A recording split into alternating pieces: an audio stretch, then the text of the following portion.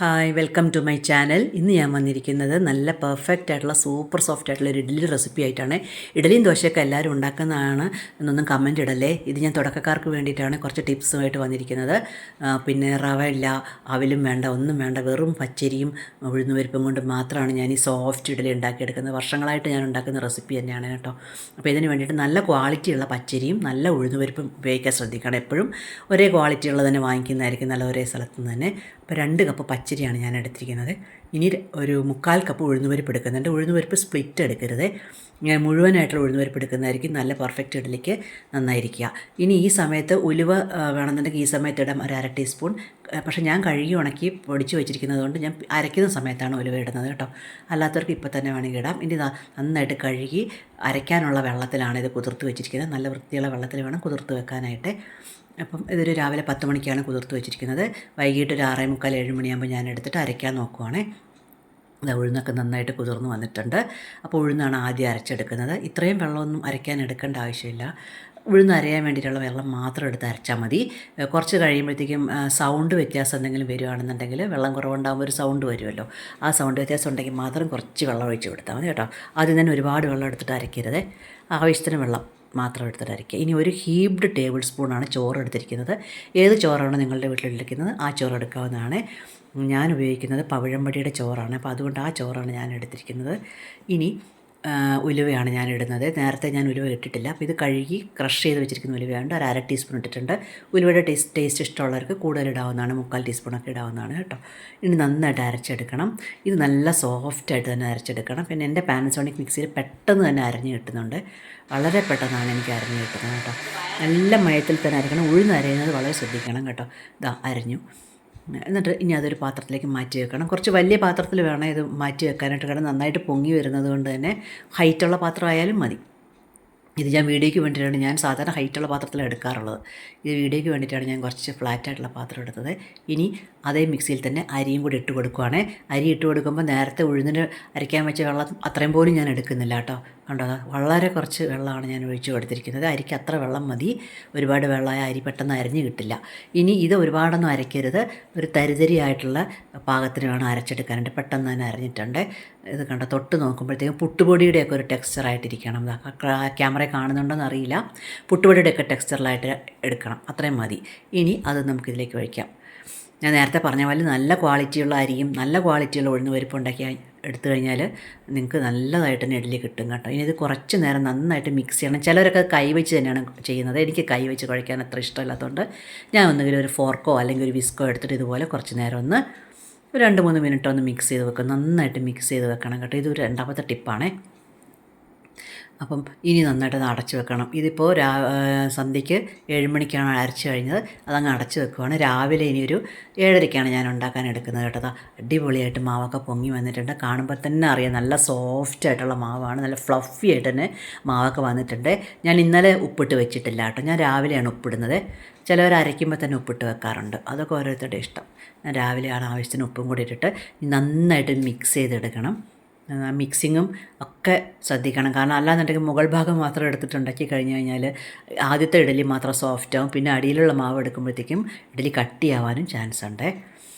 ഇനി ആ തട്ടെടുത്തിട്ട്, ഇഡ്ഡലി തട്ടെടുത്തിട്ട് നന്നായിട്ട് തുടച്ചിട്ട്, നിങ്ങൾ ഏത് എണ്ണയാണോ ഉപയോഗിക്കുന്നത് ആ എണ്ണ ഉപയോഗിക്കുക. ഞാൻ ഇപ്പോൾ നെയ്യാണ് ആക്കിയത്. നെയ്യുടെ ചുവ ചിലർക്ക് ഇഷ്ടപ്പെടണമെന്നില്ല കേട്ടോ. അപ്പോൾ ബട്ടറോ അല്ലെങ്കിൽ നിങ്ങൾ യൂസ് ചെയ്യുന്ന ഏത് എണ്ണയാണോ അതിട്ടിട്ടൊന്ന് തടവി എടുക്കണം.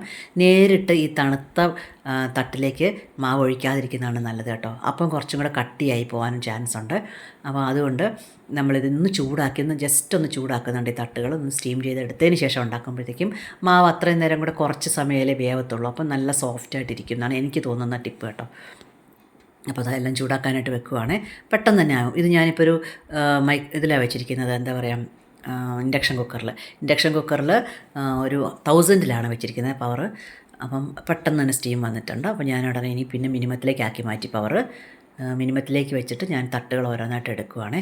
ഓരോന്നായിട്ട് എടുത്തിട്ട് ഇനി ഓരോന്നിലേക്ക് മാവ് നിറച്ച് വെക്കണം. ഓരോ പ്രാവശ്യം ഓരോ ഇഡ്ഡലി നിറയ്ക്കുമ്പോഴും നമ്മൾ ഇളക്കി നന്നായിട്ട് ഇളക്കിയിട്ട് വേണം മാവ് എടുത്തിട്ട് വെക്കാനായിട്ട്. അത് ഒരുപാട് കുത്തി നിറച്ച് മാവ് ഒഴിക്കുകയും ചെയ്യരുത്. ഏതാണ്ട് ആ തട്ടിൻ്റെ ലെവൽ വരെ എടുക്കാം, കാരണം പൊങ്ങി വരാനുള്ളതാണല്ലോ ഇഡ്ഡലി. അത്രയും ഒഴിച്ചിട്ടുള്ളൂ കണ്ടോ. അപ്പോൾ ഒരു 1/4 ഭാഗത്തോളം മാത്രം ഒഴിച്ച് കൊടുക്കുക. പിന്നെ ഇഡ്ഡലി ഇടയ്ക്കിടയ്ക്ക് തുറന്ന് നോക്കരുത് കേട്ടോ, വേവിക്കാൻ വെച്ചതിന് ശേഷം ഇടയ്ക്കിടയ്ക്ക് തുറന്ന് നോക്കിയാൽ ഇഡ്ഡലി താഴ്ന്നു പോകാൻ ചാൻസ് ഉണ്ട്, പൊങ്ങി വരില്ല. അപ്പോൾ ഒരു 4 മിനിറ്റ് നേരത്തേക്ക് അതിനെ ഡിസ്റ്റർബ് ചെയ്യരുത്. പിന്നെ ഇഡ്ഡലി തട്ടൊക്കെ വെക്കാൻ എല്ലാവർക്കും അറിയാമെന്നാണ് എനിക്ക് തോന്നുന്നത്. ഒരു തട്ടിൻ്റെ ഓട്ടയുള്ള ഭാഗം മറ്റേ തട്ടിൻ്റെ അതിന് സ്റ്റീം വരുന്ന രീതിയിൽ വേണം അറേഞ്ച് ചെയ്ത് വെക്കാനായിട്ട് കേട്ടോ. അപ്പോൾ ഇതെല്ലാം ഒഴിച്ച് മാവ് കാണുമ്പോൾ നിങ്ങൾക്ക് അറിയുന്നില്ല, ഇഡ്ഡലി ഉണ്ടായി വരുമ്പോഴും അതേ ഷേപ്പിൽ തന്നെ എനിക്ക് കിട്ടിയിട്ടുണ്ട്. നല്ല അടിപൊളി ഇഡ്ഡലി ആയിട്ട് വന്നിട്ടുണ്ട്. ഇനി ഞാനിത് 800ലേക്കാണ് പവർ വെക്കുന്നത്, 1000 വെക്കുന്നില്ല, 800ൽ വെക്കുവാണ്. ജസ്റ്റ് 4 മിനിറ്റ് കൊണ്ട് എനിക്ക് ഇഡ്ഡലി റെഡിയായി കിട്ടിയിട്ടുണ്ട്. ഒരു 4 മിനിറ്റ് കഴിയുമ്പോൾ നെക്സ്റ്റ് നല്ലതായിട്ട് സ്റ്റീം വരുമ്പം ഒന്നൊരു എന്താ പറയുക, ഫോർക്ക് കൊണ്ടോ അതല്ലാന്നുണ്ടെങ്കിൽ പപ്പടക്കമ്പി കൊണ്ടോ കത്തി കൊണ്ടോ എന്തെങ്കിലും കൊണ്ടൊന്ന് കുത്തി നോക്കുക. നന്നായിട്ട് വെന്തിട്ടുണ്ട്, കത്തിയിലൊന്നും ഒട്ടിപ്പിടിക്കുന്നില്ല. അപ്പോൾ ഇത് മതി. ഇനി വേണമെന്നുണ്ടെങ്കിൽ ജസ്റ്റ് ഒന്ന് തണുക്കാൻ വെക്കാം, തണുത്തിട്ട് എടുത്താലും മതി.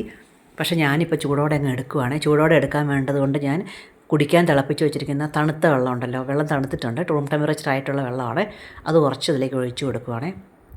തളിച്ച് കൊടുത്താലും മതി. എന്നിട്ട് പിന്നെ ഞാൻ വീണ്ടും ഒന്ന് തണുപ്പിക്കാൻ വേണ്ടി തട്ടൊക്കെ ഒന്ന് തണുപ്പിക്കാൻ വേണ്ടിയിട്ട് ജസ്റ്റ് ഇതിൻ്റെ താഴെ ഭാഗമാണ്, ഇഡ്ഡലിയുടെ ഭാഗമല്ല, ഇഡ്ഡലിയുടെ മറുഭാഗത്ത് ഒന്ന് താഴെ കാണിച്ച് കുറച്ച് വെള്ളം കൂടെ ഒഴിക്കുന്നുണ്ട്, പെട്ടെന്ന് ഇളകി വരാൻ വേണ്ടിയിട്ടാണ്. ഇത്രയൊന്നും ഗുസ്തി വേണ്ടാന്നുണ്ടെങ്കിൽ നിങ്ങൾക്ക് തണുത്തിട്ടെടുത്താലും മതി കേട്ടോ. പറഞ്ഞ പോലെ കുറച്ച് നേരം കൂടെ അതിൽ ഇരിക്കുമ്പോഴത്തേക്കും കട്ടിയായി പോകണ്ട എന്ന് വിചാരിച്ചിട്ടാണ് ഞാൻ, ആ സോഫ്റ്റ്നെസ് പോകണ്ട എന്ന് വിചാരിച്ചിട്ടാണ് ഞാൻ അപ്പോൾ തന്നെ എടുക്കേണ്ടത്. എന്തൊരു സോഫ്റ്റാണെന്ന് നോക്കി ഇഡ്ഡലി കാണാനായിട്ട്, അടിപൊളി ഇഡ്ഡലിയാണ് കേട്ടോ, നല്ല സോഫ്റ്റാണ്. ഇതാ വെള്ളം എടുത്താക്കുന്നുണ്ടേ. വെള്ളമാക്കി കഴിഞ്ഞിട്ട് അത് അധികം നേരമൊന്നും വെള്ളമാക്കണ്ട, ജസ്റ്റ് ഒന്ന് നമുക്ക് കൈ പിടിക്കാനുള്ള ഒരു തണുപ്പാവുന്ന രീതിയിലാക്കി എടുത്തതാണ്. ഇനി ജസ്റ്റ് ഒന്ന് സൈഡിൽ നിന്ന് ഇളക്കി കൊടുത്താൽ മതി. കണ്ടോ, കത്തിയോ എന്തെങ്കിലും കൊണ്ട് സൈഡിൽ നിന്ന് ഇളക്കി കൊടുത്താൽ മതി. ചിലർ സ്പൂൺ കൊണ്ടൊക്കെ ഇളക്കി എടുക്കാറുണ്ട്, അത് പക്ഷേ കുറച്ചും കൂടെ തണുത്താലാണ് അങ്ങനെയൊക്കെ എടുക്കാൻ പറ്റുക കേട്ടോ. ഇതിപ്പോൾ ചൂടോടെ ആയതുകൊണ്ട് ഞാനിങ്ങനെ ഇളക്കിയെടുത്തതേ. എല്ലാം പെട്ടെന്ന് തന്നെ ഇളകി വരുന്നുണ്ട്. നിങ്ങൾക്ക് ഇഡ്ഡലി കാണുമ്പോൾ അറിയാവുന്നില്ല, നല്ല സോഫ്റ്റ് ഇഡ്ഡലിയാണ്. അപ്പോൾ നിങ്ങളിങ്ങനെയാണോ ഇഡ്ഡലി ഉണ്ടാക്കുന്നതൊക്കെ ഒന്ന് കമൻറ്റ് ചെയ്യണം കേട്ടോ. വീഡിയോ അതുപോലെ ഇഷ്ടമായെന്നുണ്ടെങ്കിലും ലൈക്ക് ചെയ്യണേ, സബ്സ്ക്രൈബ് ചെയ്യാനും കമൻറ്റ് ചെയ്യാനൊന്നും മറന്നു പോകല്ലേ. പിന്നെ ഞാനിനി ഇതിൻ്റെ കൂടെ തന്നെ ഒരു കുട്ടി ദോശയും കൂടെ ഉണ്ടാക്കുന്നുണ്ട്. ഇതേ മാവിൽ തന്നെ കുറച്ചും കൂടെ വെള്ളം ചേർത്തിട്ട് ഒരു തട്ടിൽ കുട്ടി ദോശയും കൂടെ ഉണ്ടാക്കി കാണിച്ചു തരാമേ. അതിന് വേണ്ടിയിട്ട് ഞാൻ നല്ലൊരു കാസ്റ്റേണിൻ്റെ പാനാണ് അടുപ്പിൽ വെച്ചിരിക്കുന്നത്. ഇതാ, എന്നിട്ട് അതിലേക്ക് മാവ് ഒഴിച്ച് കൊടുക്കുന്നുണ്ട്. ഒരുപാട് പരത്തണ്ട, ജസ്റ്റ് ഒന്ന് ഒഴിച്ചാൽ മതി. എന്നിട്ട് ഇങ്ങനെ എന്താ പറയുക, ആ ഓട്ടകൾ വരുമല്ലോ, ഓട്ടകൾ വരുമ്പോൾ ഒന്ന് അടച്ച് വെച്ചേക്കാം. എന്നിട്ട് കുറച്ചൊന്ന് മീഡിയം ഫ്ലെയിമിലേക്ക് ഞാൻ വെച്ചിട്ടുണ്ട്, ഹൈ ഫ്ലെയിമിൽ വെക്കരുത്, അപ്പോൾ ശരിക്കും വേവില്ല. അതാ എല്ലാം നന്നായിട്ട് വെന്ത് കഴിഞ്ഞു. ഇനി ജസ്റ്റ് ഒറ്റ പ്രാവശ്യം ഒന്ന് മറച്ചിട്ടാൽ മതി.